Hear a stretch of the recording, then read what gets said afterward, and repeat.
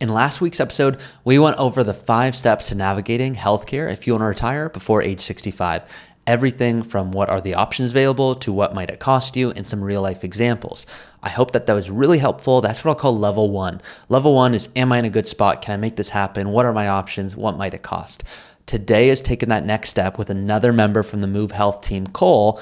And Cole is one of the co-founders and has so much experience and a depth of knowledge when it really comes to level 2, which is how do we start to get creative with some of these ACA subsidies, Roth conversions, that next level, specifically regarding tax planning for an early retirement. So I hope that you guys love this episode. And once again, if you're looking for more guidance regarding an early retirement, regarding healthcare, we co-branded an ebook that you can see in the description of today's episode with more information on how to get in contact with Move Health specifically. And once again, this is what we love to do. So there's no additional cost to download that. I invite you to do so and listen to this episode if you're wondering some real case studies of, okay, how do I think through the fact that maybe I could keep my income low, but there's going to be required minimum distributions in the future. What about Social Security? What about Medicare? Can I start to take it to that next level? And that's what today's episode is going to be all about. So it's been back-to-back guests for the first time ever on the show. I will be back to my normal episodes where I'll go through a specific topic next week, but want to make sure that you guys all get to hear from Lindia and Cole on everything related to healthcare. Let's hop right in. So those that were on last week and you are here in the podcast, you've got a good sense of, okay, how soon should I start looking into healthcare? What are the different things that are going to maybe change my income? Maybe I should do Roth conversions, but wait a second, I'm just trying to retire early. There's so much to this. It becomes overwhelming quickly. We are not going to let it. So last week was that level 1. Today is that level 2.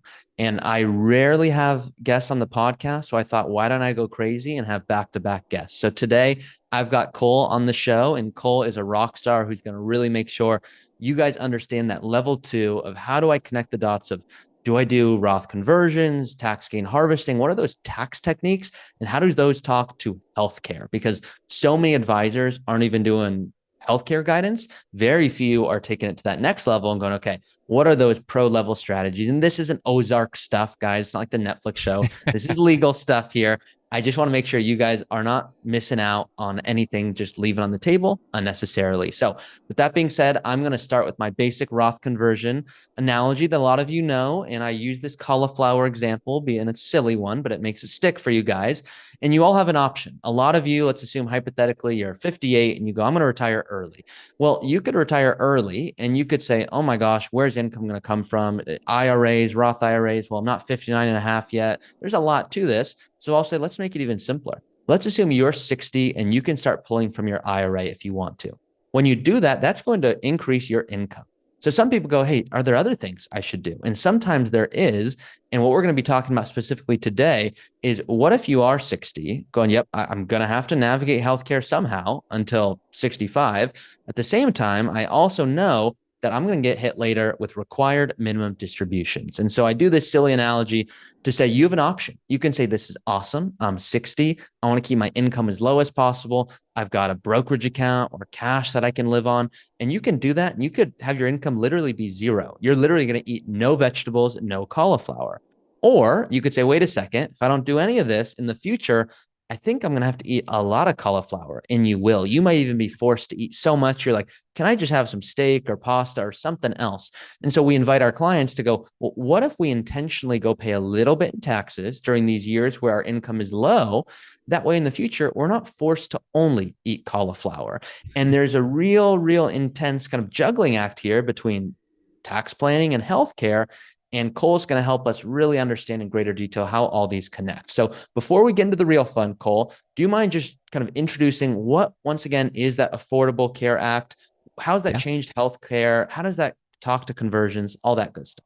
Yeah, of course, Ari. Thanks for having me. You know, it is so interesting. A lot of times clients that are in that early retirement phase don't understand that where their distributions in retirement come from actually have a pretty significant impact on their healthcare costs. And so, you know, what I wanted to give a quick disclaimer on is that we're going to talk about only Affordable Care Act marketplace plans. Those are the only ones that really have this tax implication piece via advanced premium tax credits and subsidies. And so We're only going to talk about those, but I'll jump into just a brief history on the Affordable Care Act. So the Affordable Care Act was written into law by the Obama administration in 2010 and was put into action in 2014. It was the largest piece of healthcare legislation ever passed, bar none, period, full stop. It was huge. It was a really big deal. And so all of that to be said, the Affordable Care Act had sweeping changes in the healthcare space, but one of the biggest pieces for early retirees is this segment called the Affordable Care Act Marketplace, which is a place where you can go to buy Affordable Care Act compliant plans. And, to boil that down, it essentially means that you can enroll into a plan that is guaranteed issue, meaning if you have pre-existing conditions or if you have anything along those lines, major health conditions or prescription meds you take, Affordable Care Act compliant plans by law are required to cover those. And so, it made big changes for these early retirees that said, hey, I want to retire. I'm not 65 yet. How do I get there? That use case that we lined out in kind of 101. Now we're in 201. Yeah. But that use case of what do I do for that gap between 58 and 65? And so we work a lot with clients between the ages of 55 and 64, helping them to really navigate this unique tool that you can leverage with advanced premium tax credits on the ACA marketplace, things along those lines. Amazing. And it's very common because I know a lot of you listeners are going, you're telling me the government might give me money and that would pay for my healthcare. That's really cool. And our job is always to go, it certainly could be very cool, where maybe they're paying for everything. But if we don't look at some other strategies, you're going to be hit with a way bigger tax bill in the future. So sometimes we actually have to say, hey, government, please don't give me money. I actually don't want to pay you kind of the most over my lifetime rather than just in a single year. How do you even start comparing this whole subsidy versus conversion conversation? Yeah, it's certainly a conversation that begins as you start the retirement planning process. You have to be able to say, hey, I've got money in these different places. I've got a lot tied up in a 401k or an IRA, and I'm thinking about converting that to a Roth so I can pay less taxes in the future. It really comes to weighing the now versus the future. Right. And so, Ari, I'm not the financial advisor here. I'm the health insurance guy. And so I let you be the expert in that space. But what we know is that there are very real implications to keeping your modified adjusted gross income in these kind of gap years prior to 65 low in order to take advantage of as many of those advanced premium tax credits as possible. Giving a quick explainer on it would be like to treat it as a sliding scale, right? So it's like a spectrum, the way these advanced premium tax credits work. The lower that your modified adjusted gross income goes, the higher that advanced premium tax credit or subsidy becomes, and vice versa. So, as you start weighing the conversation, as we give a couple use cases, it might be something along the lines of, if you've got someone who's pretty high income in retirement and they're not going to qualify for a lot of advanced premium tax credits or subsidies on the marketplace, maybe that Roth conversion makes a lot of sense right now because it's going to save them a lot more money in the future. Vice versa, if you have someone that's on the lower end of the spectrum and they've got a very low modified adjusted gross income, it might end up hurting them more now to pay the higher health insurance premium and receive less of those tax credits than it would be worth in the savings in the future when they don't have to take as many RMDs. So hopefully that's a good explainer of that, Ari. I think that was beautiful. What you just said, I'd reiterate that. And then we can always go, well, what if we retire at 63? Technically, I still view that as early, but wait a second. If we retire at 63, well, we don't have many years to start to do some of this stuff. So what I would hope an advisor would come to all of you with is, hey, you're thinking about retiring at 58. What if it was 55? And if we're retiring earlier, wait a second, that gives us more time to maybe look into these different strategies, because if we're doing effective conversions, well, maybe you do all these awesome conversions before even Social Security or a pension or rental income gets turned on. And that's that next level here. So anything comes to mind, Cole, and just in terms of best cases you've seen, pro strategies people have used where it's, yeah, you know what? I was charged $600 a month and the government gave me 400 in subsidies and I was able to use the rest and do other conversions.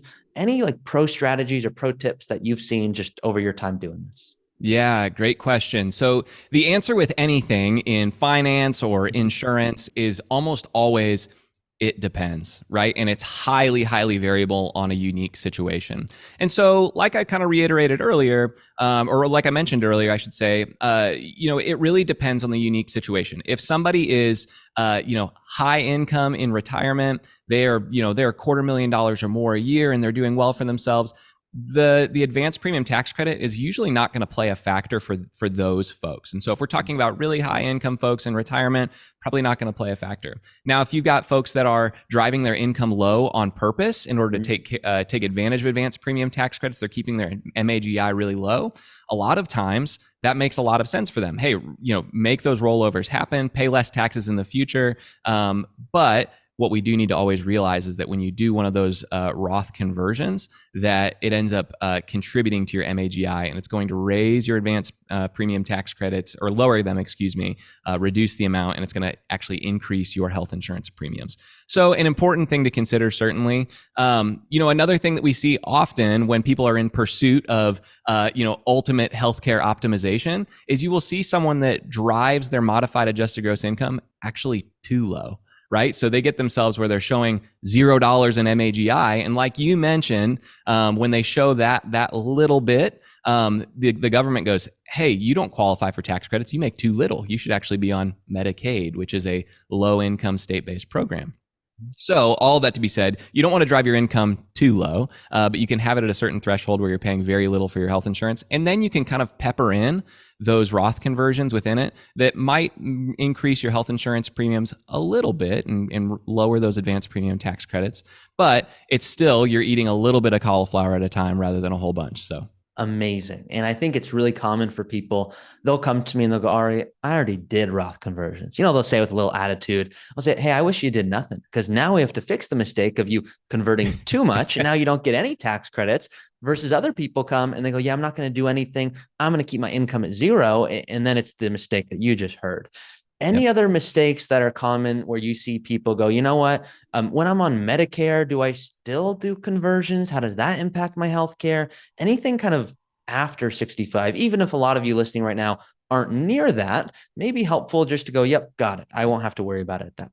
Yeah, so we know most of the early retirees, if we think about it, between that 55 and 64 window, and most of us, we hope, turn 65 at some point in our life. And so, that Medicare conversation is an important piece as well. And, listen, we could do a full week of podcasts on Medicare only and everything that goes into that. But one of the things that's a key differentiator about Medicare is once you turn 65 and make that transition, your income, your modified adjusted gross income, typically has a lot less to do with the cost of your healthcare than it does when you are pre-65. And so in the pre-65 world, if you remember, those advanced premium tax credits are in play. Health insurance premiums are really expensive because in 2014, they made health coverage guaranteed issue. And so carriers went, we need to rate everybody up and put them in the highest risk pool. And so that took place in 2014, made health insurance premiums really expensive, but Medicare's been around since the 60s. And so when you get to, Medicare age, you turn 65, that might also be a good time to consider doing some of those Roth conversions, because it's going to have a significantly lower impact on the cost of your healthcare.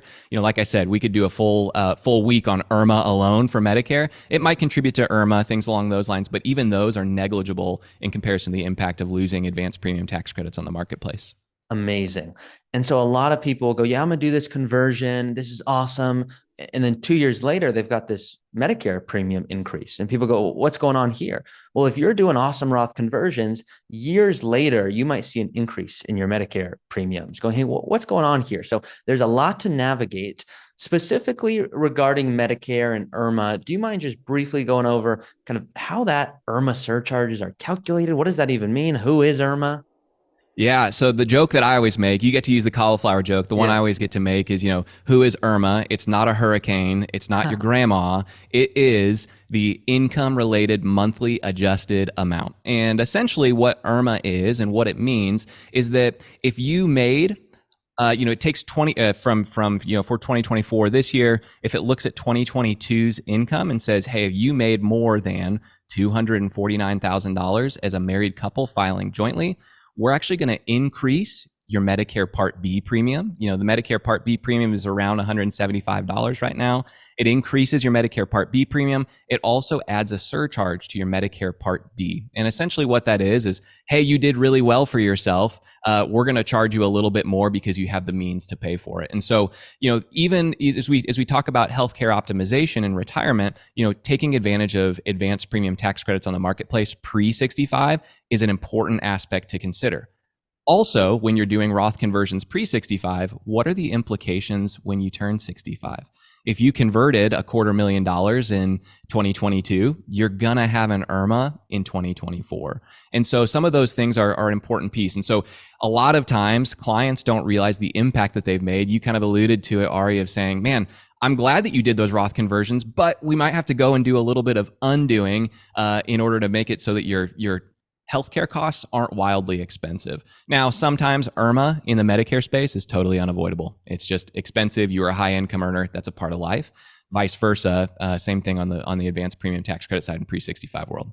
Love it. I had one client once say, Ari, just make sure I have this right. Is it almost like when I'm going into the airport and I want to bring water in and they just won't let me? And so here I am, I'm in there, but there's kind of a cool way. And they use this example, not me. And they said, hey, I know I could go buy water in there, but it's like $6 for a bottle. What I could do is just bring an empty water bottle and then they'll have some fill up station. I go, it's close to that where you can start to massage it. Sometimes it's what you said. It's, you know what, your bag got lost, it got checked, someone stole it, you've got to go buy water. And sometimes it's, hey, better to go buy water and still kind of not just quench your thirst, but for health purposes, do that versus what some people go, oh my God, I just got to avoid IRMAA surcharges to whatever degree. You don't want to do that. In the same way, a child of a client once came to me and said, hey, Ari, thinking about declining this bonus. I said, why? They said, well, you know what? It's going to put me in a higher tax bracket. I go, yeah. And it's going to be a net positive to you still. And they go, oh yeah. So it's kind of part of my job is to say, hey, here are things not to worry about. Some stuff's not avoidable. And then here's some stuff that we can massage. So